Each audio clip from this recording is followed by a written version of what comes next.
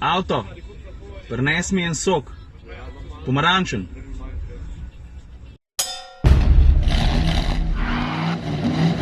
No, zdaj pa, ko pridem se tale vlog začne, najprej eno pojasnilo. Najprej sem posnel vlog Toyota Lexus, pol Peugeot, pol BMW, pa sem pa ročno zategnil. A veš, moj plan na začetku je bil, da pokrijem ves salon, vse znamke, vse te pomembne novosti. Ampak ne gre. Sem zračunal, ne gre. Mislim, kakorkoli obrneš, ni dosti časa. Tako da sem se pol odločil, da naredim en vlog, v katerega dam najpomembnejše novosti salona, po mojem mnenju. Je pa eno pravilo, ne? Avto mora biti serijski, pa ne glih vesoljsko drag. Kaj ste mislim vesoljsko drag? Mislim, če stane 70-80-100 jurjev, ne? To je za večino nas že vesoljsko drago, se vsi strinjamo. Pa da se tale vlog ne bo vlekel kaj do meseca avgusta, bom vsak avto probal obdelati v max 30 sekundah. Tako sem te najpomembnejše stvari. A prav, a pa še ena stvar, v ta vlog spadajo tudi Peugeot 508, Toyota Auris pa BMW X4, ampak ker sem videl o njih oziroma o znamkah že naredil, jih tukaj noter ne bo, ok? No pa da noter rekli, da jih nisem vsaj malo pokazal, evo, tole je Auris, tole je Peugeot 508, tole je pa BMW X4. Zdaj pa, če sem že glih kle zgori, začnimo pri Audiju A6. Najtesnejša tekmeca sta jasna, Mercedes E pa BMW 5. In ja, oblikovno in tehnološko je to pomanjšan A8. Sprednja maska je ogromna, impresivna, samozavestna. Še zmer se nisem navadil na tele motorne oznake. Znotraj je high-tech feeling zagotovljen, klasičnih vrtljivih gumbov ni več. Manjši zaslon za klimo pa druge malenkosti spodaj, večji za infotainment zgori. 12 ultrazvočnih tipal, 5 radarjev, 5 kamer. Jaz mislim, da bo kar varen. Lahko boš odklenil tudi s telefonom, ampak sam, če imaš Androida.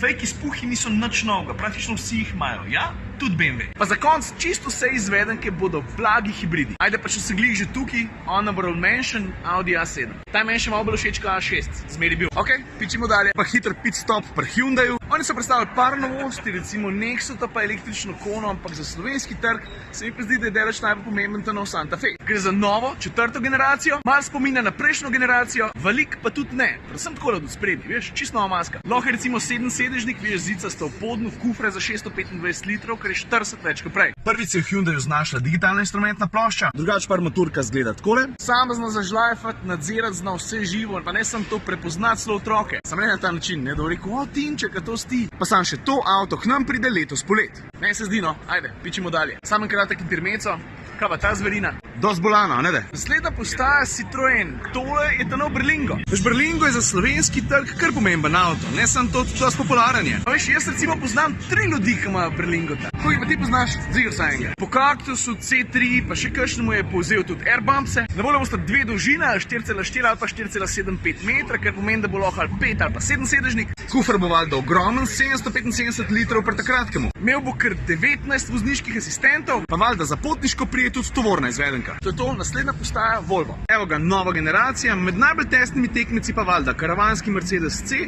BMW 3 pa Audi A4. Veš kaj, meni se zdi, da zgleda kar dobro. Znotraj ga v bistvu že poznamo, tudi zato, ker je zelo podoben XC60. A če bo tako pameten, ker recimo V90, ja, bo. Pri motorjih bo dosti simpel, 2 dizla, 2 bencinarja, pa 2 hibrida, ta močnejši T8 z okoli 400 konji. Valjda bo znal tudi polavtonomno voziti, pa v kufru je bistveno več prostora kot prej. Mislim, da celo več kot pri kakšnem od tekmecev. Takole zgleda, lej.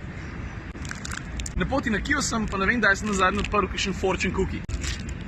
Po nemški piše, če bi še iskal pumpo, da boš tudi najdel. Mislim, bencinsko črpalko. Ok, zdaj pa na vrst Mercedes. Zvezdi so v bistvu pokazali par novih avtov. Recimo prenovljenega C-a, pa AMG GT-a, mingrede, tole je eno od totalnih zvezd salona, ampak ne paše v ta vlog, žal. Tist, ki pa paše sem noter, A-ta ne imamo, je pa ta nov A. V bistvu gre za salonsko premiero 3. generacije. Veš, kaj je kar zanimivo, le koliko je hauba ravna, veš, to je una fora, ne, ki si zadovoljen vzeme eno potezo stran, pa prej slej priješ do minimalizma. Predvsem takole spredi spominja tudi na CLS-a. Kot preš kufre, vidiš, so zadnje luči deljene. Tudi zato, da je dostop lažji, veš, da te luč tukaj drugače ne bi motila. Na mimogrede kufre več za 50 litrov kot prej. Takole zgleda kabina, materiali so na tip odlični, zračniki so po vzoru E-coupeja, te 2 zaslona pa po vzoru S-a. Vmesnik se bo učil voznikovih navad, pa ne samo to, mogoče tudi glasovno upravljanje. Avto, prines mi en sok, pomarančen. Kaj je zdaj, jaz čakam. Halo, jaz sem mislil, da me razumeš. Upravljam te, glasovno, kje si? Kakšno zibanci je zdaj to? Drugač pa tako na grobo je športnejši, udobnejši, pa še bolj premium, kot je bil. Tako prav Mercedes. Ok, še Kia Ceed, pa smo pa konc. Valjda gre za tretjo generacijo, tole je kombi limuzina, tole je pa karavan. Drugač pa manjša sprememba pri imenu, vidiš, zdebili so se apostrofa. Ja, hvala Bogu, no, se je bil že cajt. Predvsem spredi dizajnersko jemlje navdih pri Stingerju. Stinger, Ceed. Stinger, Ceed. Sem ti rekel, kufer pri karavanu je 600 litrski, bravo. Parolo lahko pospraviš semle noter, spet bravo. Pa ne mi reči, da z tega kota zaradi lučine spominja na BMW-ja, malo manj bravo. Kokpit je čista klasika, v bistvu nič narobe, ampak obenem tudi nič posebenega. A pa še to, mislim, da avto v Slovenijo pride konc leta.